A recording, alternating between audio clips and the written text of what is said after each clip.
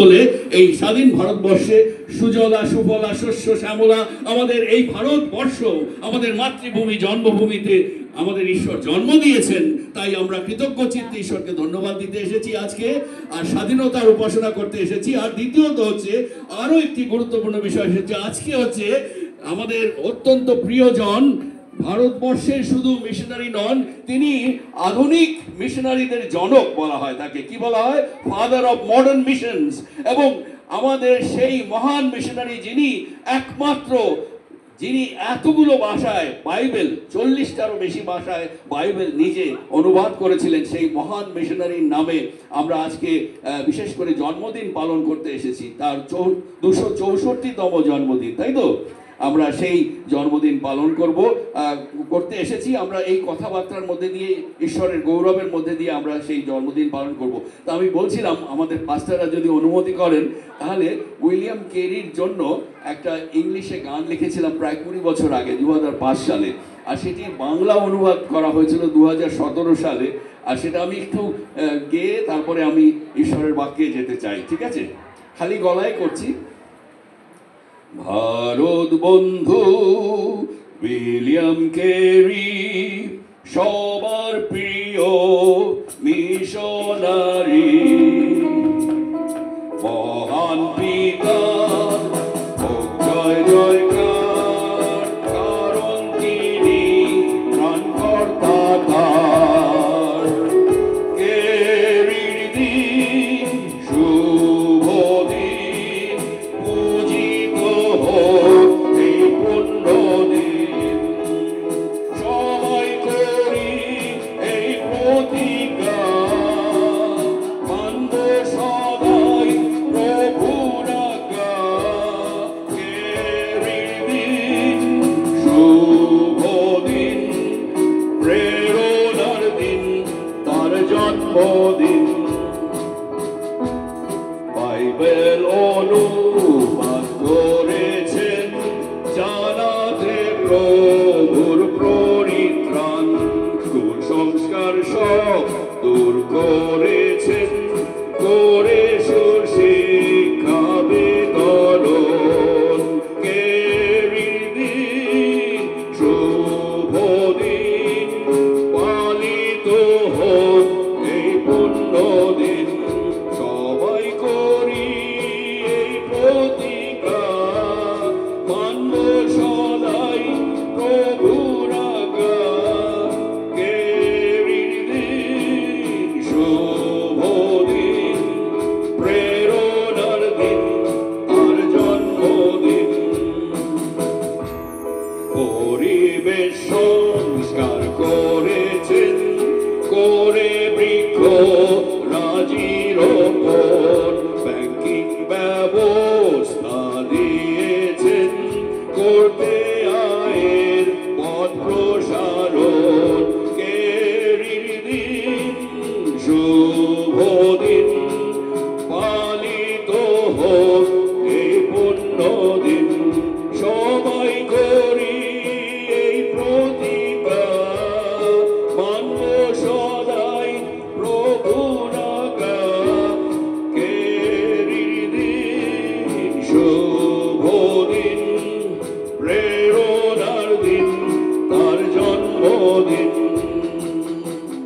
বিশ্বাসের ভিত্তি করেছেন, করেছেন মণ্ডলী স্থাপন। মহান প্রত্যাশা করেছেন, মহান কার্য করতে সাধন। কেরির দিন শুভ দিন, পালিত হোক এই পুণ্য দিন। সবাই করি এই প্রতিজ্ঞা, মানব সদাই প্রভুর আজ্ঞা। কেরির দিন শুভ দিন, প্রেরণার দিন, তার জন্মদিন। প্রেরণার দিন, তার জন্মদিন। Happy Carey day to all of you. Happy Carey day. আমরা বলি হ্যাপি বার্থডে আর happy birthday to William Carey, happy Carey day. আজকে কেরি ডে, পাস্টার বলছিলেন আজকে হচ্ছে আমরা কি দিন বলি, কেরি ডে, মানে কেরির দিন আজকে।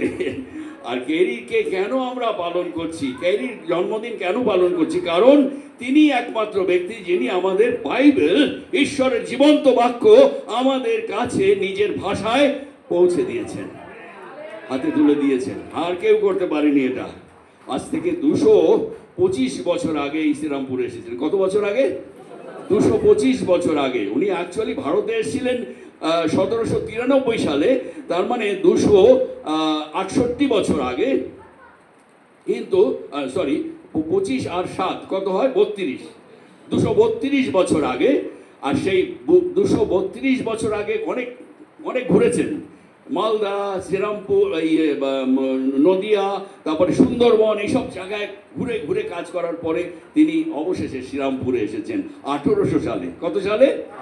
1800 সালে এসেছেন। 7 বছর তিনি ঘুরে ঘুরে চক্কর খেয়ে তারপরে শ্রীরামপুরে এসে পৌঁছে অসাধারণ কাজ করেছেন। তাই আসুন আমরা আজকে আমাদের যে ধ্যানের বিষয় দুটো একসঙ্গে, সেটা হলো স্বাধীনতা এবং আমাদের রেভারেন্ড ডক্টর উইলিয়াম কেরির যে মিশন, তিনি যে ফাদার অফ মডার্ন মিশনস, আমাদের আধুনিক মিশনের জনক যিনি, কিভাবে মিশন করতে হবে, কিভাবে স্বাধীন জীবন যাপন করতে হবে তা তিনি শিক্ষা দিয়েছেন। আর সেই বিষয়ে আজকে আলোচনা করব। আর সেটা করতে গিয়ে আমার মনে হয়েছে, আমার যে গবেষণা হয়েছিল, আমি যেটা পিএইচডি গবেষণা করেছিলাম পন্ডিচেরি ইউনিভার্সিটিতে, আর সেই পিএইচডি গবেষণার বিষয় ছিল, সেটা কি বিষয় ছিল?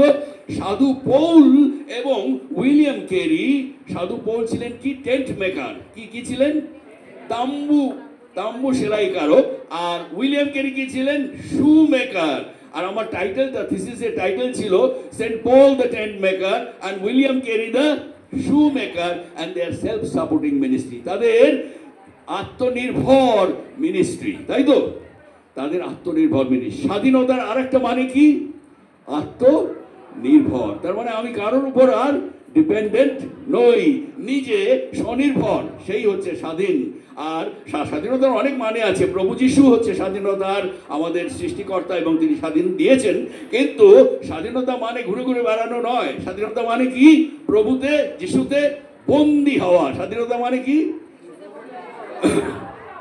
স্বাধীন হওয়ার আগে আমরা ঘুরে ঘুরে বেড়াচ্ছিলাম, তাই তো? স্বাধীন হওয়ার আগে আমরা কি করছিলাম? ঘুরে ঘুরে বেড়াচ্ছিলাম। এই একটা উল্টো ব্যাপার। আর যখনই আমরা স্বাধীন হলাম, আমরা প্রভুতে কি হলাম? বন্দী হলাম। আগে স্বাধীন ছিলাম, কিন্তু এখন আমরা প্রভুতে বন্দী। এটাই হচ্ছে প্রকৃত স্বাধীনতা। ঈশ্বর আমাদের সবাইকে আশীর্বাদ করবেন। আসুন আমরা সেই বিষয়ে এই সময় চিন্তা করব। আমি আপনাদের সামনে বলতে চাই কিভাবে এই উইলিয়াম কেরি আমাদের শিখিয়েছেন স্বনির্ভর হতে। স্বনির্ভর হতে কেন স্বনির্ভর হওয়া দরকার, কেন পরাধীন থাকবো না, কেন স্বাধীন হব আমাদের মিনিস্ট্রি জীবনে, সেটা খুব গুরুত্বপূর্ণ বিষয়। একটা খুব দুঃখজনক কথা বলি। আজ থেকে প্রায় 7 বছর আগে ভারতবর্ষের সবচেয়ে বড় মিনিস্ট্রি, যেটা বিদেশি সাহায্যে চলছিল, কম্প্যাশন মিনিস্ট্রি, জানেন? সেই কম্প্যাশন মিনিস্ট্রিতে প্রায় কয়েক হাজার লোক স্টাফ কাজ করছিল। তাদের অনেক মাইনে দেয়া হতো। এই ইস্ট ইন্ডিয়ার চেয়ারম্যান ছিলাম আমি প্রায় 12 বছর। আর সেই আমাদের এই কলকাতার অফিসে প্রায় 70 জন কাজ করতো। এক একজন 70,000 60,000 টাকা মাইনে পেত, ভালো ভালো কাজ করতো। আর এই সব কিছু বিদেশি টাকায় চলতো, মানে বিদেশ থেকে টাকা আসতো আর সেই মিনিস্ট্রি চলতো। আর এটা খুব ভালো মিনিস্ট্রি, মানে বাচ্চাদের, আমাদের কয়েক লক্ষ বাচ্চাদেরকে আমরা গড়ে তুলেছি সারা ভারতবর্ষে এই কম্প্যাশন মিনিস্ট্রির মাধ্যমে। প্রচুর টাকা, বছরে প্রায় 120 কোটি টাকা বিদেশ থেকে আসতো এই কম্প্যাশন মিনিস্ট্রির জন্য সারা ভারতবর্ষে। দক্ষিণ ভারতে চেন্নাইতে, আর এখানে ইস্ট ইন্ডিয়াতে হচ্ছে কলকাতাতে। এই মিনিস্ট্রি হঠাৎ করে দুঃখজনকভাবে এই যখনই আমাদের বর্তমান সরকার এলেন কেন্দ্রে, সঙ্গে সঙ্গে ওই FCR বন্ধ করে দিলেন। দেখে যে টপ কে আছে, কম্প্যাশন, কেটে দাও, আর সাহায্য এদের অ্যালাউ করা যাবে না। কি হলো? সঙ্গে সঙ্গে বন্ধ হয়ে গেল। তাহলে কি হলো? এই মিনিস্ট্রি যেহেতু বিদেশ থেকে টাকা পেত, আর যখনই বিদেশি টাকা বন্ধ হয়ে গেল, তখন কি হয়ে গেল? সব বন্ধ হয়ে গেল। আমাদের সব কর্মী যারা, তাদের চাকরি বন্ধ হয়ে গেল। লক্ষ লক্ষ বাচ্চারা যারা সাহায্য পাচ্ছিল, তাদের সব সাহায্য বন্ধ হয়ে গেল। খুব দুঃখজনক বিষয় নয় কি? এই মিনিস্ট্রি কি ছিল? স্বাধীন ছিল না। এই মিনিস্ট্রি কি ছিল? পরাধীন ছিল, বিদেশি অর্থের উপরে নির্ভরশীল ছিল, তাই তো? কিন্তু উইলিয়াম কেরি এবং সাধু পৌল তারা শিখিয়েছেন অন্যের উপরে নির্ভর করে আমরা মিনিস্ট্রি যেন না করি, আমরা কি করব, সেলফ সাপোর্ট যেন করি নিজেদেরকে। আর সেই জন্য তারা নিজেরা হাতে করে আমাদেরকে শিখিয়েছেন। কি করেছেন? সাধু পৌল কি করতেন? তাম্বু সেলাই করতেন। তিনি তার খাবার জন্য কারো কাছ থেকে বিনা পয়সায় খাবার নেননি। নিয়েছেন কি? বিনা পয়সায় কারো কাছ থেকে খাবার খেয়েছেন? শুনেছেন কোথাও? আপনি এক জায়গায় পড়ুন, আমার মনে হয় বাইবেল একটু আমরা পড়লে ভালো হয়, তাই তো? বাইবেল পড়ুন, দ্বিতীয় থিসলনিকীয়, কে তাড়াতাড়ি পড়তে পারে পড়বেন। দ্বিতীয় থিসলনিকীয় 3 অধ্যায় 8 পদ পড়ুন। দেখুন আমি সত্যি কথা বলছি কিনা। তিনি পয়সা না দিয়ে, নিজের টাকা ইনকাম করা টাকা না দিয়ে কারো কাছ থেকে খাননি। আর বিনামূল্যে কাহারো কাছে অন্ন ভোজন করিতাম না, বরং তোমাদের কাহারও ভারস্বরূপ যেন না হই, তজ্জন্য পরিশ্রম ও আয়াস সহকারে রাত দিন কার্য করিতাম। রাত দিন কাজ করতাম। আমেন। রাত দিন। সাধু পৌল বলছেন, এত বড় একজন প্রচারক যিনি ঘুরে ঘুরে মণ্ডলী পরিচালনা করছেন, স্থাপন করছেন, আজ থেকে কত বছর আগে? 2000 বছরেরও আগে। আর সেই মহান প্রচারক তিনি বলছেন, আমি রাত দিন কাজ করেছি। কেন? তোমাদের যেন ভার স্বরূপ না হই, এবং কারো কাছ থেকে আমি বিনা পয়সায় কারো কাছ থেকে অন্ন কখনো গ্রহণ করিনি। তাহলে দেখুন, ইনি আমাদের শেখাচ্ছেন, সাধু পৌল, যে আমরা যেন কারোর উপরে ডিপেন্ডেন্ট না হই। আগামী দিনে আমাদের মিনিস্ট্রি সব জায়গায় এই দুঃখ যেন ঘটনা যেন আর না হয়, যেন মিনিস্ট্রি বন্ধ না হয়ে যায়, মণ্ডলী বন্ধ না হয়ে যায়। আমরা খুব আনন্দিত যে এখানে অ্যাসেম্বলি অফ ক্রাইস্ট স্বনির্ভর একটি মণ্ডলী। আমেন। আর এই অ্যাসেম্বলি অফ ক্রাইস্টকে যদি বিদেশি টাকা এখানে আসে না, আর এখানে যদি কেউ বলেও যে তোমাদের আমরা বিদেশি টাকা বন্ধ করি, তাতে আমাদের কিচ্ছু যায় আসে না। আসে কি? আমাদের কিচ্ছু যায় আসে না, কারণ এখানে বিদেশি টাকা এখানে দরকার নেই, আসে না, তাই তো? আমরা নিজেরা স্বনির্ভর করছি আমাদের মণ্ডলীকে। আমেন। আর সেই জন্য আমরা ঈশ্বরকে এবং এই পালক বর্গকে বিশেষভাবে আমাদের ধন্যবাদ জানাই। আপনাদের সকলকেও ধন্যবাদ দিই, কারণ আমরা মণ্ডলী বাঁচিয়ে রাখছি। আমরাই মণ্ডলী, তাই তো? মণ্ডলীকে আমরা ঈশ্বরের কাজের জন্য দান করি, দিই, ঈশ্বরকে দিই, ঈশ্বরের এই মণ্ডলীকে বাঁচিয়ে রাখি আমরা। ঈশ্বর আশীর্বাদ করুন। আসলে আমরা এইবার এগিয়ে যাব, আমরা আসলে চিন্তা করব। আমি এটা সূচনা করলাম সংক্ষেপে। আমরা এই সময় দেখব যে সাধু পৌলের কাছ থেকে উইলিয়াম কেরি কিভাবে শিখলেন, এবং কিভাবে উইলিয়াম কেরি নিজেও এই ব্যাপারটা, এই যে স্বনির্ভরশীল মিশন পরিচালনা করা, মিশন কাজ করা, এই ব্যাপারটা তিনি সাধু পৌলের কাছ থেকে শিখে কিভাবে তিনি চালালেন। এই দুজনকে আমরা একটু কম্পেয়ার করে স্টাডি করতে করতে এগিয়ে যাব। প্রথমত হচ্ছে, আমরা সবাই শুনলাম যে সাধু পৌল টেন্ট মেকার ছিলেন, তাই তো? সেই টেন্ট মেকিংটা তিনি ছোটবেলা থেকে, একেবারে শৈশব থেকেই শিখেছিলেন। কেন শিখেছিলেন জানেন? তার বাবা মারা, সাধু পৌলের বাবা মা সাধু পৌলকে যখন ছোট ছিলেন এই তাম্বু সেলাই কাজটা শিখতে বলেছিলেন জোর করে। পড়াশোনার পাশাপাশি তাম্বু সেলাই করাটা শিখতে বলেছিলেন। কেন শিখতে বলেছিলেন? জিহুদি রীতিতে নিয়ম ছিল যে প্রত্যেকটি জিহুদি যাতে নিজের পায়ে দাঁড়াবার জন্য কোনো ব্যবসা, কোনো কিছু কাজ সে শিখবে, ভবিষ্যতে যেন কখনো অন্যের কিছু চুরি না করে। আমেন। ভবিষ্যতে যেন অন্য কারো কিছু চুরি না করে। একেবারে লেখা আছে, জিহুদি নিয়মে লেখা আছে, ভবিষ্যতে যেন সে চোর না হয়। চোর না হয় মানে অন্যের কিছু না নেয়, অন্যের উপরে লোভ না হয়, কারণ সে নিজে স্বনির্ভরশীল। তাই সেই নিয়ম অনুসারে সাধু পৌলকে তার বাবা মারা ছোটবেলা থেকেই কিছু একটা শিখতে বলেছিলেন। আর তারা দেখলেন টেন্ট মেকিংটা খুব লাভজনক ব্যবসা। সেই সময় লাভজনক ব্যবসা ছিল চামড়ার ব্যবসা, না? টেন্ট মেকারটা যারা টেন্ট মেকিং করতো সেই সময়, আজকাল টেন্টের জন্য, তাম্বুর জন্য চামড়া দরকার হয় না। আজকাল টেন্ট মানে খুব প্লাস্টিকের আরও অনেক কিছু বেরিয়ে গেছে, কিন্তু তখনকার দিনে চামড়া দিয়ে হতো। আর সেই টেন্ট মেকিং ব্যবসাটা তিনি ছোটবেলা থেকেই পরিবারের উৎসাহে শিখেছিলেন। আর উইলিয়াম কেরি দেখুন, 2000 বছর পরে এসেও সাধু পৌলকে দেখছেন যে সাধু পৌল আমাদের শিখিয়েছেন আমরা স্বনির্ভর মিশন করব। আর সেই জন্য উইলিয়াম কেরি যখন ওখানে রয়েছেন দেশে, উইলিয়াম কেরি তো ছোট, তা তিনি পড়াশোনা করতে পারেননি বেশি। তিনি একদম পড়াশোনা করতে পারেননি। কেন পড়াশোনা করতে পারেননি জানেন? বাবা খুব গরিব ছিলেন। বাবা গরিব স্কুল মাস্টার ছিলেন, অনেক ছেলে মেয়ে, এদেরকে পড়াবার বেশি সামর্থ্য সেই বাবার ছিল না, উইলিয়াম কেরির বাবা এডমান্ডের। আর সেই জন্য প্রিয় বন্ধুগণ, সঙ্গে সঙ্গে তিনি কি করলেন, তাকে একটা কাজের ব্যবস্থা করতে বললেন। প্রথমত উইলিয়াম কেরি কি করলো, বাড়ির আশেপাশে বাগান তৈরি করছিল, যে যদি কিছু সবজি তৈরি করে যদি লাভ হয়। কিন্তু কদিন কাজ করার পরই সূর্যের রশ্মি তার এই চামড়াতে খুব বড় একটা প্রতিক্রিয়া শুরু করলো, চামড়া ঘা হতে শুরু করলো। এইটা দেখে বাবা চিন্তিত হলেন যে না না না, এই সূর্যের মধ্যে তাকে আর, এই বাচ্চাকে আর কাজ করতে দেয়া যায় না, ওকে অন্য কিছু দিতে হবে, ইনডোর্স মানে ঘরের মধ্যে কোনো কাজে ওকে ব্যয় করতে শিখতে দিতে হবে। সেজন্য তাকে কি করলেন, একটা জুতো তৈরির দোকানে উইলিয়াম কেরিকে পাঠিয়ে দিলেন। ছোটবেলা, চিন্তা করুন, সেই ছোট থেকে উইলিয়াম কেরি সেখানে জুতো তৈরির দোকানে ঢুকে পড়েছেন।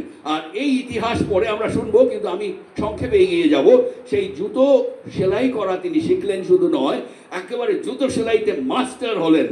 আমার মনে আছে, আমার ওই তার বাড়িতে এবং তার যেখানে জুতো তৈরির কারখানা ঠিক না, ছোট দোকান আছে, চার্চের সঙ্গে সঙ্গেই তিনি যেখানে পাস্টার ছিলেন, পাস্টার হওয়ার পেছনে একটা ঘরে সেই জুতো তৈরি করা সব যন্ত্রপাতি এখনও আছে। 200 বছর হয়ে গেছে, কিন্তু এখনও সেই 250 বছর প্রায়, হ্যাঁ, সেই যন্ত্রপাতিগুলো এখনও আছে। আমি নিজের চোখে দেখেছি এবং ছবিও তুলে এনেছি। আর সেটা আমি আগের দিন আমি এনেছিলাম, আমি কিন্তু দেখাবার সুযোগ পাইনি বোধহয়, দেখিয়েছিলাম কিনা জানি না, স্কুলে। আচ্ছা হ্যাঁ, স্কুলে তা আমি সেই ছবি তুলে এনেছি। সব সেই জুতো তৈরি করার জিনিস, হাতুড়ি, বাটালি, তারপরে এই চামড়া কাটার, এই সব এখনও রয়েছে। তিনি যেগুলো প্র্যাকটিস করতেন এবং জুতো বানাতেন। এবং কয়েকজন বিশেষজ্ঞ লিখেছেন যে এই উইলিয়াম কেরি তখন এত সুন্দর জুতো তৈরি করতে পারতেন যে সেই জুতো দেখার জন্য এবং কেনার জন্য অনেক লোক ছুটে আসতেন।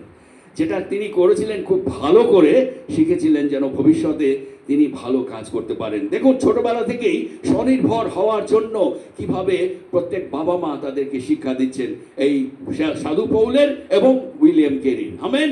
আর তারা আজকে আমাদের কাছে আদর্শ, আমরা কিভাবে আগামী দিনে স্বনির্ভর মিশন তৈরি করব।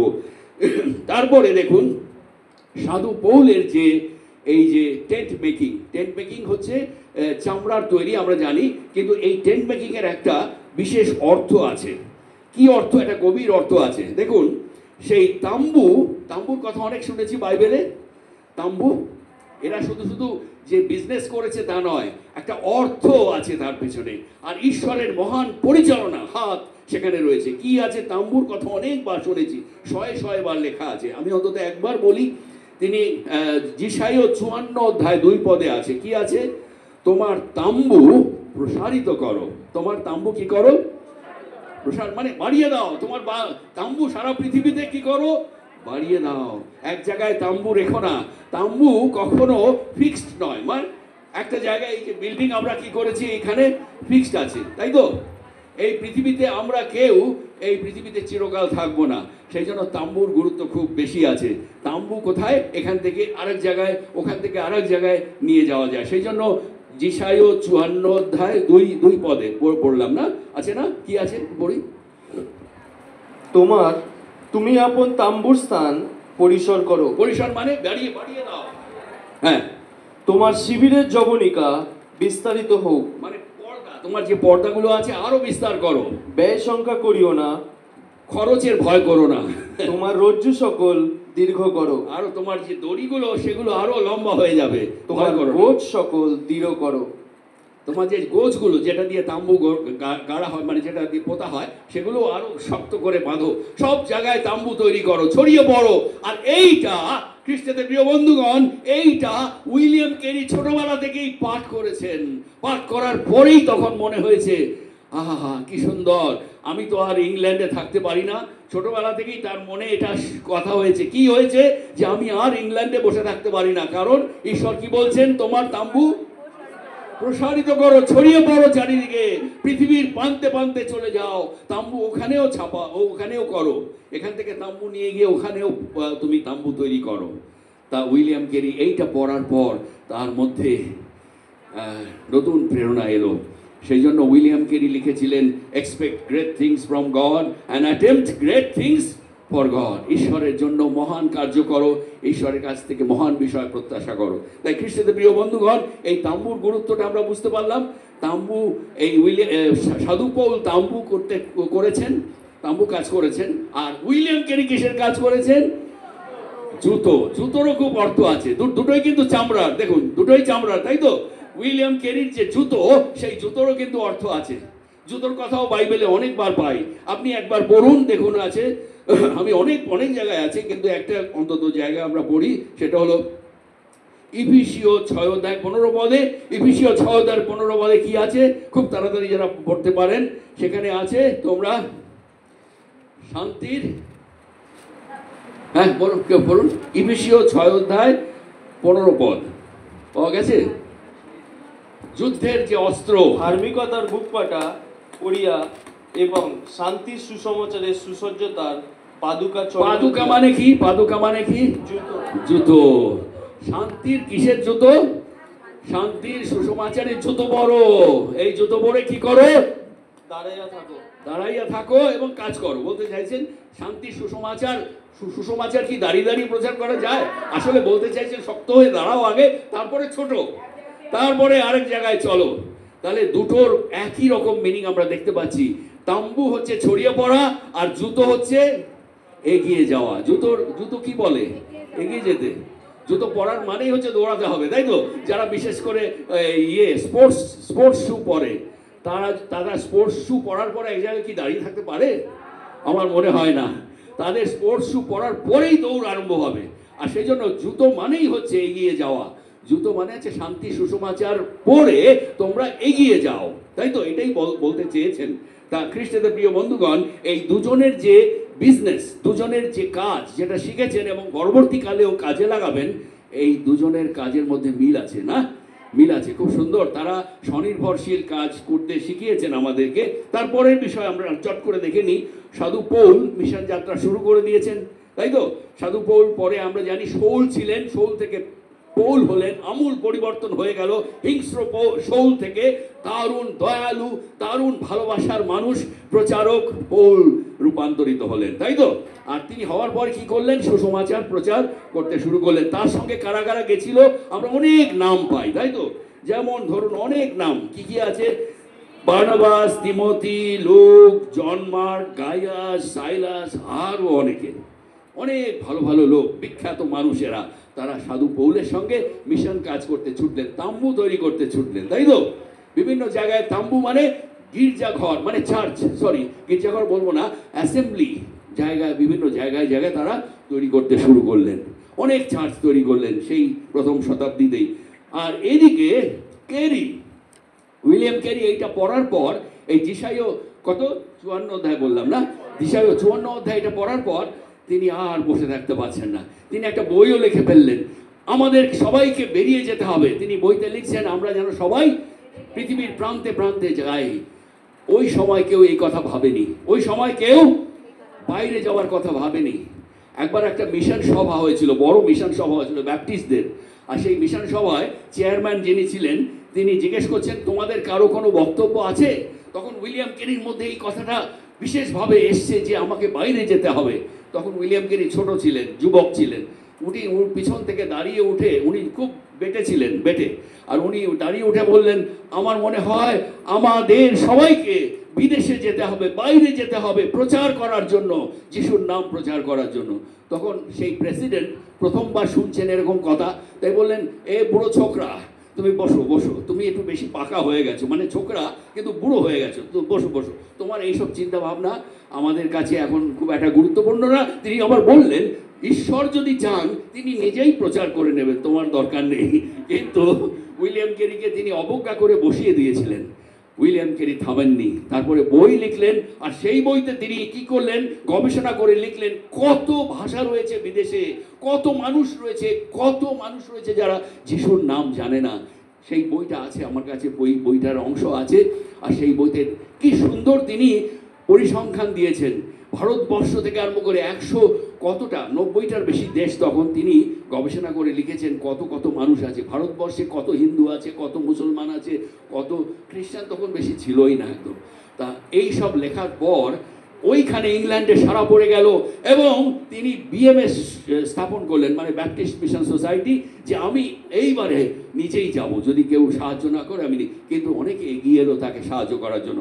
কিন্তু অবশেষে তিনি যখন ভারতবর্ষে রওনা হলেন, তার সঙ্গে সাইলাস বা এত ভালো ভালো লোক তিনি পাননি। কারা ছিল সঙ্গে জাহাজে? তার সঙ্গে তার স্ত্রী, ছোট ছোট বাচ্চা, আর একজন ভদ্রলোক, তিনি আগে এখানে ছিলেন, ডক্টর জন থমাস, এবং আর দু একজন আত্মীয় স্বজন, স্ত্রীর বোন, এসব ছিল।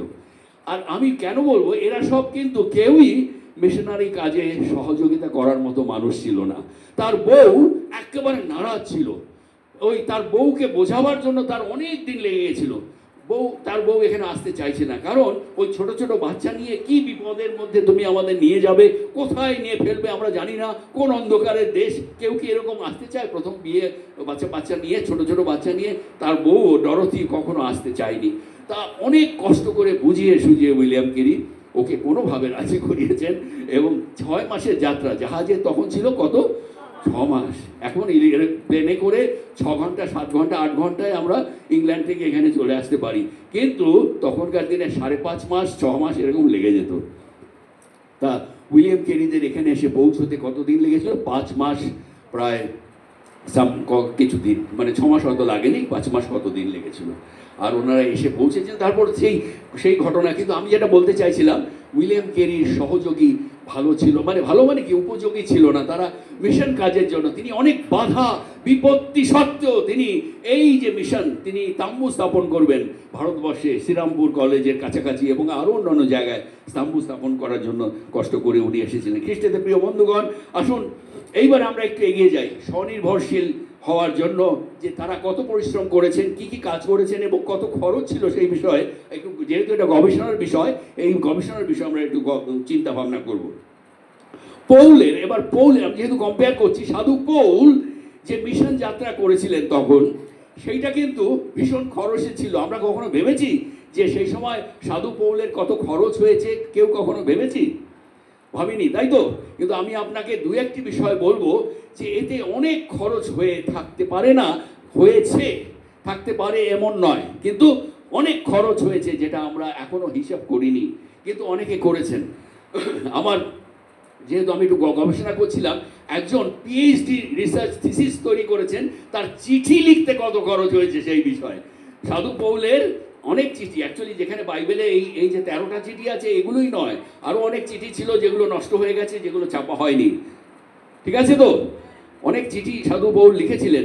তার চিঠি লিখতে সেই সময় সাধু পৌলের কত খরচ হয়েছিল সেইটা একজন গবেষণা করেছেন। আমিও সেখান থেকে একটু ধার নিয়েছি, তা যেহেতু আমার গবেষণায় ওটা কাজে লেগেছে, তা ওইটা আমি নিয়েছি। হ্যাঁ, তা সেইটা আমি সংক্ষেপে বলবো যে অনেক খরচ। যেমন ধরুন জাহাজে করে যাচ্ছেন, জাহাজের ভাড়া আছে না, খাওয়া দাওয়া আছে না, তারপরে জাহাজের যে কি বলে, যখন নামবে ইত্যাদি, তারপরে কুলি ভাড়া, কুলি হয়তো সবসময় দরকার ছিল না, কিন্তু দরকার ছিল, তার সঙ্গে অনেক লোক ছিল সাহায্য করার, কিন্তু অনেক রকম খরচ। তারপরে নেমে কোনো একটা জায়গায় সরাইখানায় থাকবেন, তারা হোটেলে, মানে আজকাল তো হোটেল, কিন্তু সরাইখানায় থাকবেন, কোথাও খাওয়া দাওয়ার ব্যবস্থা হবে ইত্যাদি ইত্যাদি। তিনি তো পয়সা না দিয়ে খাবেন না বলেছেন, নাকি? পয়সা না দিয়ে খাবেন না, সব জায়গায় খরচ আছে। তাহলে কি বিনা পয়সায় কি মিনিস্ট্রি করেছেন? করেননি। তারপরে এইবারে আসি আসল কথা, যেটা চিঠি লিখতে কত খরচ। চিঠি লিখতে কীরকম খরচ হতে পারে মনে হয়? এখন কোনো খরচ নেই, তাই তো? এখন মানে ওই ফোনে আমরা মেসেজ করে দিই, চিঠি হয়ে যায়, কিন্তু আগেও হতো, কিন্তু আরও আগে 2000 বছর আগে প্রিয় বন্ধুগণ এটা অত সহজ ছিল না। চিঠি কিসে লেখা হতো? প্যাপিরাস মানে বলা হয় প্যাপিরাস, তারপরে গাছের ছাল, তারপরে বড় বড় পাতা, তারপরে আরও অনেক কিছু, চামড়া, পাতা, লেখার পৃষ্ঠা অত সহজ ছিল না, অনেক দামি দামি খরচ করা জিনিস তখন ছিল। তারপরে পেন, কালি, তারপরে তখনকার দিনে সবাই লিখতে পারতো না, একজন লেখক রাখতে হতো। কি রাখতে হতো? সেক্রেটারি। সাধু পৌলেরও সেক্রেটারি ছিল, তাই তো? সাধু পৌলেরও কি ছিল? একজন সেক্রেটারি, যিনি লিখবেন। কারণ সাধু পৌল নিজে হাতে লেখেননি, তিনি বলে গেছেন, আর সেক্রেটারি কি করেছে? আপনি সব চিঠিগুলো পড়বেন, দেখবেন কোথাও কোথাও এইটা প্রমাণ আছে, মানে ওটা আছে যে তুমি লেখো, আমি বলছি আর তুমি লেখো, লিখে যাও, আর উনি লিখছেন। তা এদের খরচ আছে না? তা সেই যে গবেষক, তার নাম হচ্ছে ডক্টর র্যান্ডলফ তিনি হিসাব করে বার করেছেন, আমি খুব তাড়াতাড়ি করতে চাইছি, হিসাব করে বার করেছেন যে যত কিছু খরচ শুধু চিঠি লেখার জন্য, চামড়া, তারপরে প্যাপিরাস, তারপরে এই সমস্ত কালি, সেক্রেটারির খরচ ইত্যাদি ইত্যাদি, তখনকার দিনে এই সব খরচ মিলে তার খরচ হয়েছিল $10,000, মিনিমাম $10,129। এখনকার দিনের টাকায় $10,129 ইন্টু 89, আজকের দিনে হচ্ছে 89 মোটামুটি ডলার, পার $1 89 টাকা, মানে 89 টাকা। তা সেই $10,129 আমি হিসাব করে দেখছিলাম প্রায় 9 লক্ষ টাকা। কত টাকার হয়েছে এখনকার দিনে? 9 লক্ষ টাকা। তখনকার সময় 9 লক্ষ টাকা সাধু পৌল খরচ করে ফেলেছিলেন। কিসের জন্য? অন্যান্য খরচ আমরা হিসাব করছি না এখন, শুধু চিঠি লিখতে। খ্রিস্টানদের প্রিয় বন্ধুগণ, আপনি যখন চিঠিটা পড়বেন একটু গভীর ধ্যান নিয়ে পড়বেন এই সময়, যে আপনি এমন একটা চিঠি পড়ছেন যেটা লিখতে তার অনেক খরচ হয়েছিল। সেই জন্য যেমন তেমন ভাবে পড়া যাবে না, শ্রদ্ধা ভক্তি দিয়ে ভালোবেসে মুখস্থ করে রাখবেন এই পৌলের চিঠিগুলো, তাই তো? দেখুন কত খরচ করেছেন, আমরা ভাবিনি। একজন গবেষণা করে তৎকালীন সেই সময়কার খরচগুলো হিসেব করে তিনি বার করেছেন, আর আমরা এইটা বুঝতে পারছি যে চিঠি লিখতে কত খরচ। তারপরে আরও খরচ আছে, তার অনেক খরচ ছিল, আধ্যাত্মিক খরচ শুধু নয়, সামাজিক খরচও ছিল কি সামাজিক খরচ? আমরা সাধু মানে উইলিয়াম কেরির খরচে পরে আসছি, কিন্তু সাধু পৌলের সামাজিক খরচ কিছু ছিল কি মনে হয়? উইলিয়াম কেরির অনেক ছিল সামাজিক খরচ, কিন্তু সাধু পৌলের কোনো সামাজিক খরচ ছিল? মানে সমাজ সেবা কিছু কাজ করেছেন কোথাও মনে হয়? কি মনে হয়, কি বলুন তো, দু একটা যদি মনে পড়ে। সাধু পৌল কি সামাজিক কাজ করেছেন যেটার জন্য তার আয় করা দরকার ছিল, টাকা থাকা দরকার ছিল, কিন্তু করতে পারছেন না? এরকম কি মনে হয় যে তিনি কোথাও খরচ করে ফেলেছেন, অনেক টাকা দিয়ে দিয়েছেন সমাজ সেবা করার জন্য? দেখুন আপনি পড়ুন একটা জায়গায়, আমি বলি, তিমোথি নয়, কি বলে, ওই যে ফিলিমন বার করুন। ফিলিমন 1 অধ্যায় 18-19 পদ, কেউ খুব তাড়াতাড়ি করে করুন। ফিলিমন 1 অধ্যায় 18-19 পদ। মানে অনেক খরচ ছিল সাধু পৌলের, কিন্তু তার মধ্যে একটা সমাজ সেবার কথা বলি। সমাজ সেবা মানে মানুষের উপকারের কাজ, তাই তো? উপকার করার কাজ। ফিলিমন একটাই অধ্যায়, ফিলিমনে 1 অধ্যায় 18-19 পদ পড়ুন। আর যদি সে তোমার প্রতি কোনো অন্যায় করিয়া থাকে, কিংবা তোমার কিছু ধারে, তবে তাহা আমার বলিয়া গণ্য করো। আমি পৌল স্বহস্তে ইহা লিখিলাম, আমি পরিশোধ করিব। তুমি যে আমার কাছে ঋণবৎ আপনাকে ধার, তোমাকে এ কথা বলিতে চাই না। এটার মানেটা কি বুঝতে পেরেছেন? সেই যে কে অনেসিমাস, এটা বাংলায় কি লেখা আছে? অনেসিমাস বাংলায় কি আছে? বাংলা নামটা কি? অনিসিমো। সে অনিসিমো কি হয়েছে? পালিয়ে এসছেন। ও কি ছিল? স্লেভ ছিল। স্লেভ মানে হচ্ছে চাকর, দাস, কৃতদাস। দাস শুধু নয়, কৃতদাস ছিল। কার কৃতদাস ছিল? ফিলিমনের কৃতদাস ছিল। আর তখনকার দিনে প্রত্যেকে কিনে রাখতো, কৃতদাস কিনে রাখতো, আর সে আজীবন সেবা করবে। আর সে পালিয়ে গিয়েছিল অত্যাচার বা এসবের ভয়ে, সে পালিয়ে গিয়েছিল। গিয়ে কোনোভাবে পৌলের নাম শুনেছে, পৌল এত ভালো একজন মানুষ প্রচার করছে, তার সঙ্গে গিয়ে জুটেছে, এবং পৌলের কাছে গিয়ে তার মন পরিবর্তন হয়ে গেছে। কার? অনেসিমার।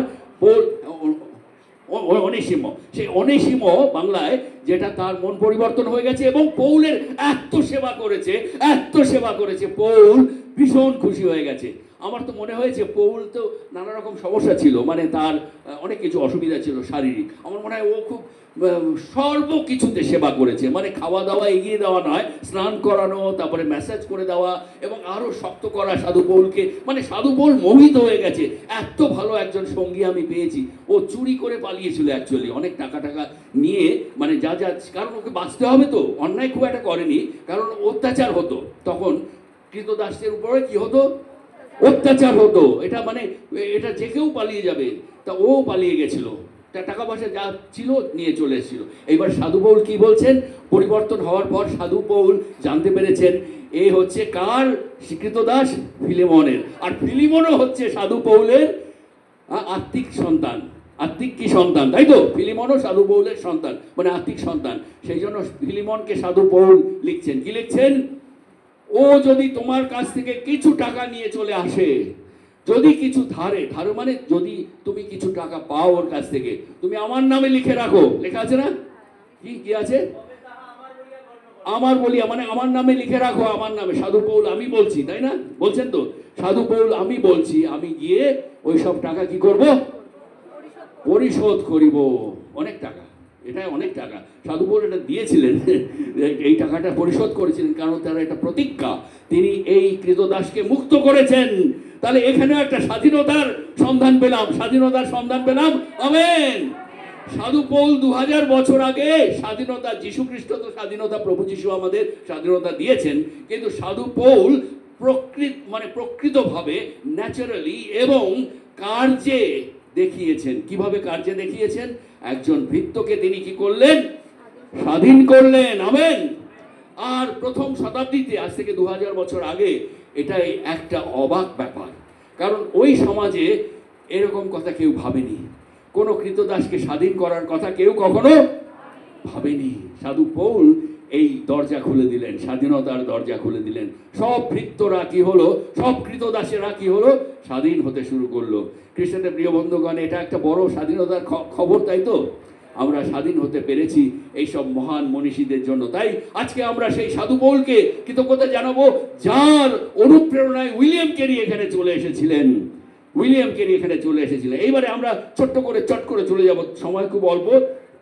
এইবারে উইলিয়াম ক্যারিরও কিন্তু প্রিয় বন্ধুগণ, আচ্ছা, আমরা দেখলাম যে অনেক খরচ, তাই তো? চিঠি লিখতে খরচ, জাহাজের খরচ, থাকার খরচ, এমনকি সামাজিক কাজকর্মের খরচ। আর সেই জন্য টাকা পয়সা দরকার, তাই তো? সেই টাকা পয়সা তিনি কি করেছিলেন? মানুষের কাছ থেকে চেয়ে নিয়েছিলেন।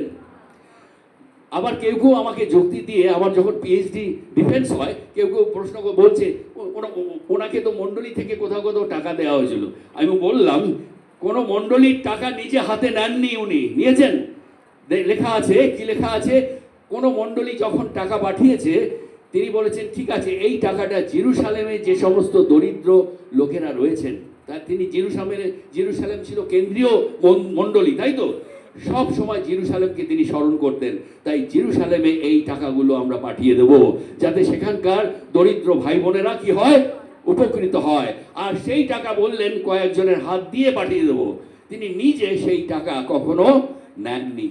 অন্যের দান যখন এসছে, তিনি নিজে হাতে নেননি, অন্যের হাতে। মানে দেখুন, টাকা পয়সার ব্যাপারেও কতটা সতর্ক সাধু পৌল 2000 বছর আগে। তিনি এমন পরিচ্ছন্ন মানুষ ছিলেন যে এই টাকা পয়সার ব্যাপারে কখনো নিজে ডিল করেননি, অন্যের মারফত। যাও, তোমরা নিয়ে যাও এই টাকাগুলো সব জেরুসালেমে, সেখানে দিয়ে এসো, যেন তারা উপকৃত হয়। খ্রিস্টদের প্রিয় বন্ধুগণ, তাই দেখুন, এই লোকটি কিন্তু দিন রাত কাজ করেছেন তো। আর টেন্ট মেকিং করে তিনি বিজনেস করেছেন। এবং একজন গ্রিক দার্শনিক লিখেছেন, এই টেন্ট মেকিং যে দোকানটা ছিল সাধু পৌলের, সেই দোকানটা খুব দরকারি জায়গা। সেখানে অনেক লোক আসতো, গল্প করত, তারা প্রশ্ন করতো সাধু পৌলকে, অনেক কিছু জানতে চাইতো। আর এইটাই তার ছিল সুসমাচার প্রচার করার একটা বড় জায়গা। কিরকম? তিনি কাজ করতেন, সেলাই করতেন, আর তার মাঝখানে তিনি সুসমাচার প্রচার করতেন। কিভাবে তিনি খ্রিস্টকে পেয়েছেন, কিভাবে খ্রিস্টকে তিনি দেখেছেন, খ্রিস্ট তার সঙ্গে কিভাবে কথোপকথন করেছেন, তা তিনি ওখানেই বলতেন। কোথা থেকে বলতেন? তাম্বু সেলাই করতে করতেই বলতেন। তাই খ্রিস্টদের প্রিয় বন্ধুগণ, তাহলে টাকা পয়সা তিনি নিজেই কামিয়েছেন, আয় করেছেন এবং খরচ করেছেন নিজের ইচ্ছা মতো। তাই খ্রিস্টদের প্রিয় বন্ধুগণ, আসুন আমরা যখনই কোনো মিনিস্ট্রি করি, যখনই প্রভুর সেবা কাজ করি, আসুন আমরা নিজে পরিশ্রম করে, উপার্জন করে, তারপরে ঈশ্বরকে দিই, ঈশ্বরের কাজে খরচ করি। আমরা যেন স্বনির্ভরশীল থাকি, তাহলেই আমরা স্বাধীন। আমেন। তাহলেই আমরা সবাই স্বাধীনতা, প্রকৃত স্বাধীনতা লাভ করলাম। আমরা পরনির্ভর নই, আমরা বিদেশি কোনো সাহায্যের উপরে নির্ভর নই, যাতে আগামী দিনে কখনোই আমরা স্তম্ভিত না হয়ে যাই বা আমাদের কাজ বন্ধ না হয়ে যায়। ঈশ্বর আশীর্বাদ করুন। তারপরে উইলিয়াম ক্যারির কথায় সংক্ষেপে আসি আমরা। উইলিয়াম ক্যারি সাহেব এখানে এলেন, তাই তো? এইবারে উইলিয়াম ক্যারির কি খরচ ছিল মনে হয়? উইলিয়াম ক্যারির অনেক বেশি খরচ ছিল। আর উইলিয়াম ক্যারি শুধু নয়, তার সঙ্গে অনেক মিশনারি ফ্যামিলিরা এসছেন, তাই তো? এখানে যখন চলে এলেন, তার সঙ্গে অনেকগুলো মিশনারি ফ্যামিলি, তার কথার শেষ নেই। তিনি যখন মালদায় ছিলেন, তিনি অনেকগুলো বড় বড় দায়িত্ব পালন করেছেন। মালদায় কি হিসাবে ছিলেন জানেন? সেখানে ছিলেন নীল চাষ হতো, আমরা জানি। ব্রিটিশ সাহেবদের আন্ডারে তখন কি চাষ হতো? ইন্ডিগো মানে নীল চাষ, আর সেই নীল চাষের সেখানে সুপারভাইজার বা সেখানে ম্যানেজার ছিলেন, ম্যানেজার হয়ে গেছিলেন, টাকা দরকার, সেই চাকরি তিনি নিয়ে ওখানে গেছিলেন, আর সেখানে গিয়ে অনেক ভালো কাজ করছিলেন। তিনি একটা স্কুল তৈরি করলেন, সুসমাচার প্রচার করলেন, চার্চ তৈরি করলেন, নিজের চার্চ ছোট করে। আর ওখানে যতদিন ছিলেন তত বছর উনি ওখানে সুসমাচার প্রচার করেছেন, বাইবেল অনুবাদ করতে শুরু করে দিয়েছিলেন, তারপর আরও কাজ করেছেন স্বনির্ভরশীল হওয়ার জন্য। তিনি শিক্ষা দিয়েছিলেন সবাইকে, তার বন্ধুদেরকে যতজন ছিল, যে আসু আমরা চেষ্টা করব কম খরচ করতে এবং কিছু আয় করতে। কিছু ভাবে, যেমন বাগান তৈরি করতে হবে, সবজি বাগান, যেন আমাদের সবজি না কিনতে হয়। আর সেই জন্য তিনি একটা শিক্ষা পদ্ধতি সবাইকে গ্রহণ করতে বললেন, সেটা হচ্ছে মোরাভিয়ান স্টাইল অফ লিভিং। উনি পরিষ্কার লিখেছেন, আসো আমরা সবাই মিলে মোরাভিয়ান পদ্ধতিতে জীবনযাপন করি, মানে যাতে বেশি খরচ না হয়, একসঙ্গে মিলে সবাই খাবো, রান্নাবান্না করব, কম খরচ হবে, আর সবাই মিলে কাজ করব, উৎপাদন করব, যাতে আমাদের বেশি কোথাও খরচ না হয়, আমরা যেন নিজের উপরে স্বনির্ভর হতে পারি। এটা ছিল উইলিয়াম কেরির শিক্ষা। তারপরে যখন ওনারা এখানে এলেন, এই শ্রীরামপুর এলিয়াতে এলেন, এসেই অনেক রকম পরিকল্পনা আরম্ভ করলেন স্বনির্ভরশীল হওয়ার। আচ্ছা, তার আগে স্বনির্ভরশীল হওয়ার আগে তার খরচগুলো একটু জেনে নিই ছোট্ট করে। তার খরচ কি হতে পারে, কি মনে হয় আপনার, কি খরচ আছে? বিশাল খরচ। একটা প্রথম আমরা অনেক খরচ আছে। নাম্বার 1 বলি, শিক্ষা খাতে আমাদের এই পশ্চিমবঙ্গ বাংলাদেশ তখন একসঙ্গে ছিল, তাই তো? পশ্চিমবঙ্গ বাংলাদেশ একসঙ্গে ছিল, একটা বঙ্গ ছিল। তারপরে উড়িষ্যা, বিহার, এই সমস্ত প্রায় একসঙ্গেই প্রায় ছিল। উড়িষ্যা, তাই না, লেখা আছে উৎকল ও বঙ্গ, একসঙ্গে ছিল সব। হ্যাঁ, উড়িষ্যা হচ্ছে উৎকল, তাই তো? এই বিশাল রাজ্যকে তিনি সুশিক্ষায় শিক্ষিত করার জন্য কি করেছিলেন? 100টা স্কুল, প্রাইমারি স্কুল, অবৈতনিক স্কুল, মানে মাইনা নেওয়া হবে না। আমেন। আমরা আজকে শিক্ষা পেয়েছি, আমাদের বংশ পূর্বপুরুষরা তারা শিক্ষা পেয়েছিল এই উইলিয়াম কেরির প্রচেষ্টায় প্রথম। হ্যাঁ, আর দেখুন 200 বছর আগে একজন ভাবছেন গ্রামে গ্রামে কি করে অ আ পদ শিখতে হবে। আমাদের যারা খুব শ্রদ্ধেয় নমস্য মানুষ, যেমন কে বিদ্যাসাগর এবং আরও অনেকে আছেন, রাজা রামমোহন রয়, তারা কিন্তু তখনও জন্ম নেননি। আমরা এমন সময়ের কথা বলছি, রাজা রামমোহন রয় জন্ম হয়েছে, কিন্তু তিনি অনেক ছোট, আর রাজা রামমোহন উইলিয়াম কেরি থেকে অনেক ছোট ছিলেন। তা বিদ্যাসাগরের মতো আরও অনেক মনীষীরা তারা এসেছেন অনেক পরে, তাই তো? উইলিয়াম কেরি তখন এইসব ভাবছেন। কি ভাবছেন? যে গ্রামে গ্রামে সব জায়গায় স্কুল তৈরি করতে হবে, শিক্ষা ছড়িয়ে দিতে হবে, শিক্ষার আলো। আপনাদের পাস্টার বাবু বলছেন দীপ্তির সন্তান নাই, কি হতে হবে? দীপ্তি দিতে হবে। দীপ্তি কোথা থেকে আসবে? শিক্ষা যদি না থাকে অন্ধকার, তাই তো? শিক্ষার দীপ্তি, শিক্ষার জ্যোতি তিনি ছড়িয়ে দিতে। 100টা কি করলেন? অবৈতনিক, টাকা নিলে হবে না। গ্রামের ছেলেমেয়েরা টাকা দিলে পরে, পয়সা দিলে পরে পড়াশোনা করবে না, তাই তিনি অবৈতনিক স্কুল চালু করলেন। তো ওটার জন্য খরচ আছে না, নাকি কি মনে হয়?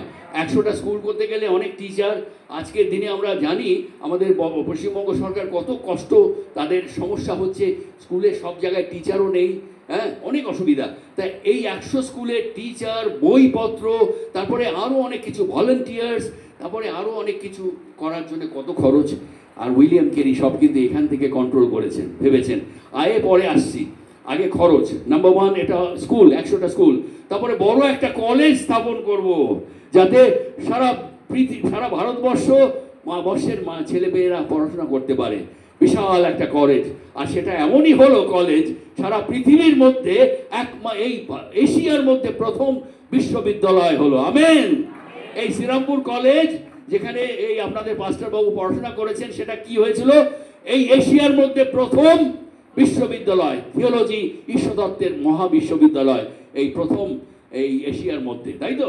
তখন কোনো এই এশিয়ার মধ্যে থিওলজি বিশ্ববিদ্যালয় ছিল না, আর উইলিয়াম কেরি সেটা তৈরি করলেন। সেটাও কি এমনি হয়ে গেল? তখনকার দিনে 1.5 লাখ টাকা, তখনকার দিনে ওই বিল্ডিংটা শুধু তৈরি করতে কত খরচ হয়েছিল? 1.5 লাখ টাকা। খরচ অনেক আছে, তারপরে ওনার সামাজিক খরচ কিছু হয়েছে বলে মনে হয়। এই যেরকম পৌল দেখলাম, এগুলো যেহেতু আমি গবেষণা করেছি সেজন্য বলতে হচ্ছে যে পৌল দেখলাম আমরা সামাজিক খরচও করেছেন, তাই তো? কিন্তু উইলিয়াম কেরি কোনো সামাজিক খরচ করেছেন? কদিন আগে আসার সুযোগ হয়েছিল, দুদিন আগেই ওনার সঙ্গে, পাস্টারবাবুর সঙ্গে আমি স্কুলে এসেছিলাম। এই ছেলে মেয়েদেরকে ক্লাস 9-এর খুব ব্রিলিয়ান্ট ছাত্রছাত্রী তারা, ওদের সঙ্গে আমরা চেষ্টা করেছি উইলিয়াম কেরি সম্পর্কে বলার, আর ওরা জানতো না, কিন্তু ওরা জেনেছে এখন উইলিয়াম কেরি কি ভালো কাজ করেছেন। তাহলে যেটা আমি বলতে চেয়েছিলাম যে উইলিয়াম কেরি সামাজিক কাজ কি করেছেন মনে হয়, যেটার জন্য খরচ করেছেন তিনি। দেখুন, সামাজিক কাজ অনেকগুলো আছে, তার মধ্যে প্রথম কাজ যেটা আমরা জানি সবাই কি, সতীদাহ কুসংস্কার, সতীদাহ প্রথা তিনি কি করেছেন, বন্ধ করেছেন। সেটা কি এমনি এমনি বন্ধ হয়ে যাবে কি মনে হয়? মহা কষ্টের একটা মহা পারিশ্রমিক যুক্ত একটা কাজ। কিরকম আমি আপনাকে বলি, যেটা ঘটেছে তখনকার দিনে হয়েছে। এই প্রথাটা কোনো মতেই কিন্তু বন্ধ করা যেত না, কারণ তখনকার দিনে আমাদের যারা পূর্বপুরুষ এখানকার ছিলেন হিন্দু পরিবারের মানুষেরা কিন্তু এইটাকে খুব গভীর বিশ্বাস করতেন যে সতীদাহ করতে হবে, মানে স্বামী যদি মরে যায়, মেয়েটা হয়তো অল্প বয়স, মেয়েটা হয়তো 15 বছর বয়স, স্বামী মরে গেছে, তাকে পুড়িয়ে মারা হবে। আর এরকম হাজারে হাজারে শত শত বছরে মৃত্যুবরণ করত যুবক যুবতী, মানে যুবতী মেয়েরা। তা এইটা কিভাবে বন্ধ হবে? উইলিয়াম কেরি প্রথমে এসে বুঝতে পারছেন না কি করবেন, তিনি দেখছেন মেয়েটাকে টেনে টেনে নিয়ে যাচ্ছে, তিনি দৌড়ে গিয়ে ধরলেন হাত, ওরা উইলিয়াম কেরিকে ছিটকে ফেলে দিল, তারপরে ওকে নিয়ে গেল, জোর করে নিয়ে গিয়ে চিতায় বসিয়ে দিল, চিতায় শুয়ে দিল, জোর করে চেপে আগুনের মধ্যে মৃত্যুবরণ করলো। এই দেখে উইলিয়াম কেরি আর থাকতে পারেননি, তিনি এবারে খরচ করতে শুরু করলেন। কি খরচ? আপনার কি মনে হয় কি খরচ? উনি এইবারে পড়াশোনা করতে শুরু করলেন। রামায়ণ, মহাভারত, গীতা এবং সমস্ত হিন্দু ধর্মের যত শাস্ত্র আছে, আমরা অনেক সময় ভাবি এসব পড়ে কি হবে, তিনি সুসমাচারের জন্য এইসব পড়লেন মুখস্থ করার মতো। তিনি পড়ে পড়ে দেখলেন কোথায় লেখা আছে যে সতীদাহ করতে হবে, কোথায় লেখা আছে? কোথাও লেখা আছে কি? যারা হিন্দু ধর্মের থেকে এসেছেন, বিশ্বাস করছেন, যারা ওই ধর্মটা জানতেন, কোথাও কি লেখা আছে? গীতা, মহাভারত, রামায়ণ ইত্যাদিতে কোথাও তিনি খুঁজে পেলেন না। তিনি শুধু পড়লেন না, তিনি আবার ইংরেজিতে অনুবাদ করেছেন সারা এই মহাভারত। তিনি কি করেছেন?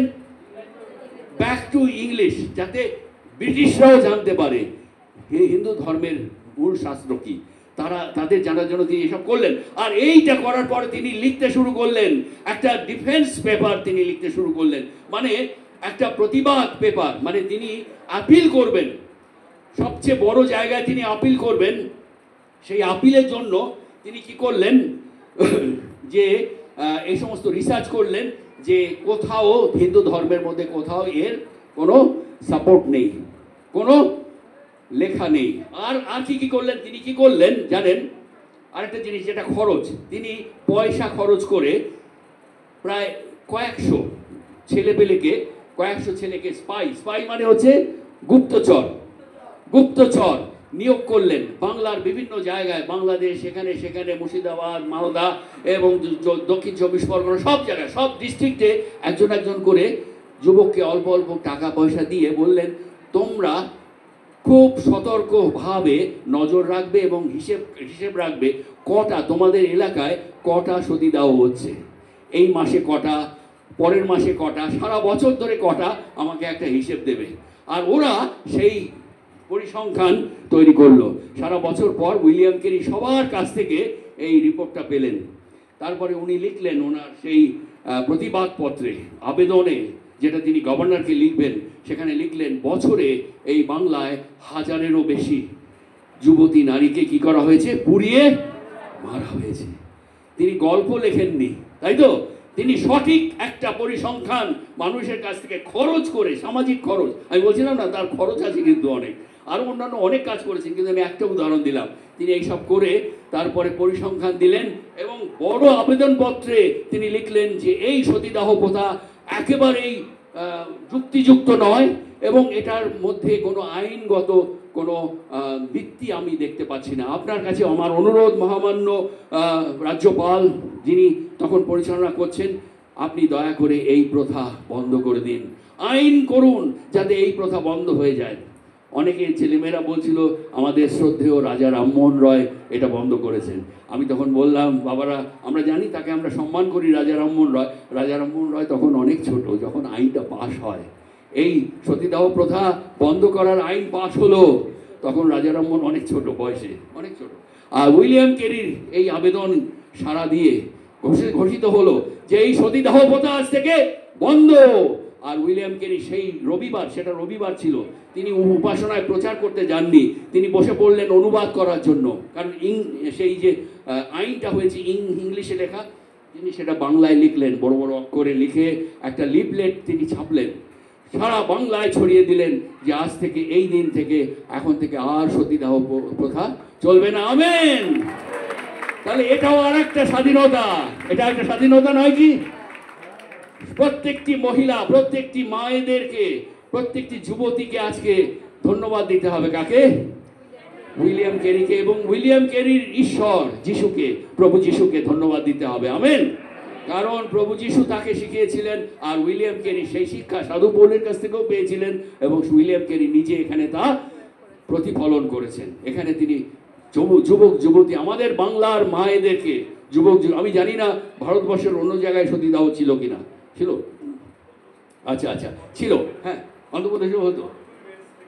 আচ্ছা, ও আচ্ছা আচ্ছা, বিভিন্ন জায়গায় হলো, কিন্তু চারিদিকে যখন এই আইন সিদ্ধ হলো তখন কোথাও আর সতীদাহ প্রথা চলবে না, সব জায়গায় বন্ধ হয়ে গেল। তাহলে আমরা সারা ভারতবর্ষ থেকে আজকে সেই শ্রদ্ধেয় উইলিয়াম কেরিকে অনেক কৃতজ্ঞতা এবং ধন্যবাদ জানাই। তার জন্মদিনে তাকে, তিনি স্বর্গেতে রয়েছেন, তাকে আমরা এখান থেকে শ্রদ্ধা, ভালোবাসা এবং সম্মান জানাই এই মহান কাজ করার জন্য।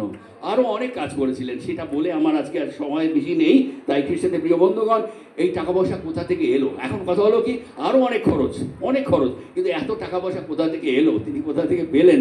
তাকে কি বিদেশ থেকে পাঠিয়েছিলেন? তারা কিন্তু অল্প কিছু পাউন্ড পাঠাতেন, দয়া করে তারা অল্প কিছু পাউন্ড পাঠাতেন, তাদের বোধহয় চায়ের খরচ বা ভাতের খরচও হবে না সেই টাকায়। তা এই সব মিনিস্ট্রি কাজ করার জন্য তিনি জুতো তৈরি করতে শিখেছিলেন, তো সেই বিজনেস যেটা পদ্ধতি তার মাথায় কাজ করছে। তিনি একটার পর একটা নানা রকম প্রচেষ্টা, এখান থেকে প্রায় অনেকগুলি, একটা নয়, দুটো নয়, 10-12টা পদ্ধতি তিনি কাজে লাগিয়ে দিলেন শ্রীরামপুরে, যে আমরা এর থেকে আয় করব। তিনি প্রথমেই মালদা থেকে এখানে যখন এলেন, একটা বাড়ি কিনলেন। বাড়িটা হচ্ছে মিশন চার্চে আমরা অনেক সময় যাই, সেটা এখন চার্চ হয়েছে, কিন্তু ওটা একটা বাড়ি। সেই বাড়ি ছিল, এবং তার পাশে যে জুট মিল আছে, যারা চেনেন জানেন, ইন্ডিয়া জুট মিল, সেটা জুট মিল ছিল না, ওটা ছিল ওই মিশন চার্চের পাশের লাগোয়া জমি, তাই তো? এই পুরো জমি সমেত 6,000 টাকায় তিনি কিনলেন। টাকা ছিল না তার কাছে, তিনি বললেন আমি টাকা দেবো, কিস্তিতে দেবো, 100-200 টাকা করে দেবো।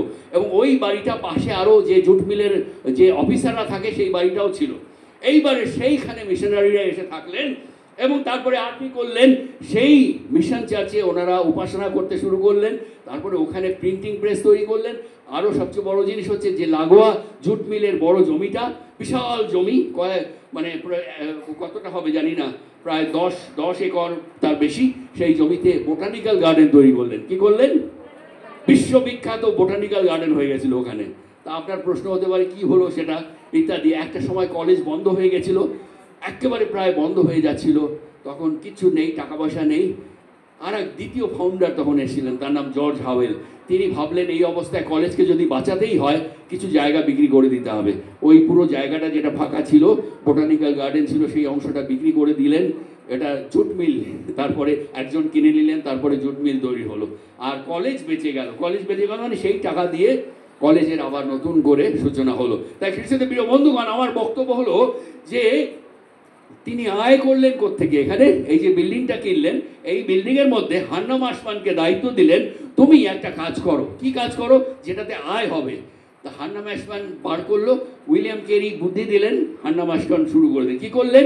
যারা বিদেশি রয়েছে এখানে, ফরেনার যারা রয়েছে, মানে সাহেবরা রয়েছে, তাদের বাচ্চাদের কোথায় রাখবে, কোথায় পড়াবে, তাদের টাকা আছে অনেক, কিন্তু তারা কোথায় পড়াবে সেই সন্ধান তাদের কাছে নেই। তারা প্রচার করে দিলেন যে আমরা এখানে একটা হস্টেল শুরু করছি বাচ্চাদের, বিদেশি বাচ্চাদের, তাই তো? বিদেশি বাচ্চাদের রাখার জন্য, পড়াশোনা করার জন্য একটা কি করছি? হস্টেল। সঙ্গে সঙ্গে চারিদিক থেকে সারা পড়ে গেল সবাই এখানে, কারণ এখানে মিশনারিরা থাকছে, তারা পাঠিয়ে দিল, তারা টাকা দিতে প্রস্তুত। সঙ্গে সঙ্গে তারা মাসে প্রায় 200 থেকে 300 টাকা এখান থেকে ইনকাম করলো। 200-300 টাকা মানে অনেক টাকা তখনকার দিনে, বুঝতে পেরেছেন? তাদের আয় হতে শুরু করলো। আর ওদিকে কি করছেন? গ্রামে গ্রামে, চিন্তা করুন কিরকম মহান মানুষ, গ্রামে গ্রামে স্কুল তৈরি করছেন, কি অবৈতনিক, মানে তাদেরকে দেবেন তিনি, আর এখান থেকে সাহেবদের কাছ থেকে কিনে কি করছেন? টাকা নিচ্ছেন আর গ্রামের ছেলে মেয়েদেরকে তিনি ছড়িয়ে দিচ্ছেন, আশীর্বাদ দিচ্ছেন। তাহলে এই হচ্ছে তার কিরকম, তিনি এখান থেকে টাকা আয় করছেন আর ওখানে দিচ্ছেন, মিশন কাজ করছেন। তারপরে আরো আয়ের পথ তিনি কি করলেন, আস্তে আস্তে তিনি এত সুন্দর গ্রামার শিখলেন, বাংলা গ্রামার, সংস্কৃত গ্রামার এত সুন্দর শিখলেন, তিনি ফোর্ট উইলিয়াম কলেজের নাম শুনেছেন? ব্রিটিশ আমলে সেই ফোর্ট উইলিয়াম কলেজে তিনি সেই সময় প্রফেসর হিসেবে নিযুক্ত হলেন। কি হলেন? প্রফেসর হিসেবে নিযুক্ত হয়ে তার মাইনে দেওয়া হয়েছিল, প্রথমে 500 দিয়ে শুরু হয়েছিল, পরে তিনি সঠিক মাইনা পেয়েছিলেন, সেটা হচ্ছে কত টাকা? 1000 টাকা। তখনকার সময় 1000 টাকা, বুঝতে পেরেছেন তো কত হতে পারে এখনকার দিনে? 225 বছর আগের 1000 টাকা এখন প্রায় কোটি টাকার মতো, তাই তো? মাইনে অনেকেই এখন কোটি টাকা মাইনে পায়। তা খ্রিস্টানদের প্রিয় বন্ধুগণ, কোটি টাকার মতো প্রায় মাইনে হবে। তো এই 1000 টাকা তিনি মাইনে পেতেন, আর সেই পুরো টাকাটা তিনি হান্না মার্শম্যানকে অ্যাকাউন্টের হিসেবপত্র রাখার মালিক করে দিলেন, যে তুমি হিসেব রাখবে, তুমি সব টাকা পয়সা রাখবে। আর পুরো 1000 টাকাটা তিনি হান্না মার্শম্যানের হাতে দিয়ে দিতেন। এমনি 1.5 লাখ টাকা দিয়ে এই বিল্ডিং তৈরি হয়নি। খ্রিস্টানদের প্রিয় বন্ধুগণ, আমি খুব তাড়াতাড়ি শেষ করবো এখনই। তো এইভাবে করে তার আয়, অনেক রকম আয়, আরও আয় ছিল। তিনি প্রিন্টিং প্রেস শুরু করে দিলেন ওই বিল্ডিংয়ে, যেখানে জুট মিল তৈরি হয়েছে সেখানে একটা বিল্ডিং ছিল, সেই বিল্ডিংয়ে কি তৈরি করলেন? Printing press. সেখানে বাইবেল তো ছাপা হচ্ছেই, বাইবেল তিনি দেখুন খরচের আরও খরচ ছিল, যেটা হচ্ছে 2,12,000 বাইবেল নূতন নিয়ম এবং সুসমাচার ছাপিয়েছিলেন ওই সময়। 2,12,000 বাইবেল নূতন নিয়ম এবং সুসমাচার ছাপিয়েছিলেন, বিশাল খরচ। কিন্তু খরচ পাবেন কোত্থেকে? তিনি কি করলেন? সরকারি সংবাদপত্র, সরকারি বই ছাপা হতো তার ওখানে, তারা ছাপতে দিত সরকার থেকে, আর সেখান থেকে তিনি কি করতেন? আয় করতেন, আর সেই আয় দিয়ে আবার সুসমাচার ছাপা হতো, আরও অনেক খরচ হতো। তাই খ্রিস্টানদের প্রিয় বন্ধুগণ নানা রকম আয়ের ফন্দি করলেন, কারণ বিজনেস তিনি শিখে এসেছিলেন, জুতোর বিজনেস তিনি শিখে এসেছিলেন, আর এসে এখানে প্রয়োগ করলেন। আর খ্রিস্টানদের প্রিয় বন্ধুগণ, আমাদের আনন্দের বিষয় যে একটার পর একটা সুন্দরভাবে তিনি মিশনারি পাঠাতে শুরু করলেন। চারিদিকে মিশনারি, যেমন আমাদের মিশনারি থাকে, তাদের মাইনে দিয়ে মিশনারি পাঠাতে শুরু করলেন, আর সেটা করেছিলেন খুব সুন্দরভাবে। তার নিজের ছেলেদেরকেও তিনি পাঠিয়েছিলেন। তাই এইভাবে একটার পর একটা তিনি সাধু পৌলের মতো করে, সেই টেন্ট মেকিং, যেটা তাম্বু সেলাইয়ের মতো করে, তিনি এখানেও নানা কাজ করতে শুরু করলেন। জুতোটা সেলাই করতে হয়নি তার, কিন্তু ওই যে উনি বলছিলেন তখন যে উনি ব্যারাকপুরে এসেছিলেন একদিন, তিনি ভুলে যাননি, জুতো তৈরির কথা ভুলে যাননি। ব্যারাকপুরে এসেছিলেন, কোথায় এসেছিলেন? গভর্নর হাউসে, রাজ্যপালের বাড়িতে। কারণ তিনি একজন খুব নামকরা লোক হয়ে গেছেন, তখন তাকে ডাকা হয়েছিল কিছু আলোচনা করার জন্য। তিনি এসছেন, তিনি এসে যখন গভর্নরের সঙ্গে কথা বলে, গভর্নরের সঙ্গে কথা বলে তিনি ফিরে যাচ্ছেন বিল্ডিং থেকে, ওই গভর্নর হাউস থেকে বেরোচ্ছেন, তখন বেরোতে গিয়ে গেটে যারা বসে থাকে, যারা সিকিউরিটি, তাদের মধ্যে একজন বলছে, এই শোনো বন্ধু, এই উনি এগিয়ে গেছেন খানিকটা, আস্তে আস্তে বলছেন যে আচ্ছা ইনি সেই ইংল্যান্ডের উইলিয়াম কেরি নন, যিনি জুতো তৈরি করতেন, শুমেকার ছিলেন, ইনি নয়? একটু জানার চেষ্টা। তো উইলিয়াম কেরি সেটা শুনে ফেলেছেন, শুনে ফেলে পেছনে এসে বলছেন, ভাই স্যার মহাশয়, আপনি একটু ভুল বললেন, আমি শুমেকার ছিলাম না, আমি জুতো সেলাই করতাম, কবলার ছিলাম। আমি কি ছিলাম? জুতো তৈরি করাটা অনেক খুব দামি জিনিস, আমি অত ভালো কাজ করতাম না, আমি একদম জুতো সেলাই করতাম নিজে, কবলার ছিলাম, মুচি, সেটাকে আমরা কি বলি? আমি মুচি ছিলাম, তিনি বলতে চাইলেন ওকে। আর ও তো খুব লজ্জায় পড়ে গেছে, কিন্তু উনি এইভাবে করে নিজেকে কখনো অস্বীকার করেননি, নিজের কাজ তিনি ভুলে যাননি। তাই খ্রিস্টানদের প্রিয় বন্ধুগণ, আমাদের সময় অনেক হয়ে গেছে, কিন্তু এই বলে শেষ করা যাবে না, একের পর এক আমার সেই গবেষণার অনেকটাই রয়ে গেল বাকি, পরে কখনো বলবো। কিন্তু এইটুকু বলি যে এইভাবে করে সাধু পৌল এবং উইলিয়াম কেরি, তারা দুজনেই সমান্তরালে আমাদেরকে শিখিয়ে গেছেন কিভাবে আমরা স্বাধীনভাবে আমাদের মিশন কাজ করব, স্বাধীনভাবে আমাদের মণ্ডলীতে কাজ করব। আগামী দিনে যেন মণ্ডলী কখনো নড়বড়ে না হয়, যেন পড়ে না যায়, মণ্ডলীতে আমরা যেন স্বনির্ভর সবাই হতে পারি। আমেন। আমরা যেন প্রভুর রাজ্যের জন্য কাজ করতে পারি, আমরা যেন লজ্জিত না হই, কখনো কারো কাছে হাত না পাতি, কারো কাছে আমরা যেন ভিক্ষা না করতে হয় আমাদের কাছে, আমরা নিজেরাই নিজেদের খরচ বহন করব, নিজেদের মণ্ডলীর দায়িত্ব পালন করব। আমেন। আর এই মণ্ডলীকে সুন্দর করে সাজিয়ে তোলা, এই মণ্ডলীর জন্য দান দেওয়া, দশমাংশ দেওয়া ইত্যাদি, এগুলো আমাদের ভালোবাসার জিনিস, যেটা ঈশ্বর আমাদেরকে শিখিয়েছেন। আসুন আমরা মণ্ডলী গড়ে তুলি, ঈশ্বরের কাজ করি এইভাবে নিজেরাই স্বনির্ভরশীল হয়ে। আমেন। ঈশ্বর তার বাক্যে আশীর্বাদ করুন, তার বাক্যে আশীর্বাদ করুন। জয় যিশু, জয় যিশু। আমি আবার আমার কৃতজ্ঞতা এবং ধন্যবাদ জানাই সবাইকে, বিশেষ করে আমাদের পাস্টরদেরকে।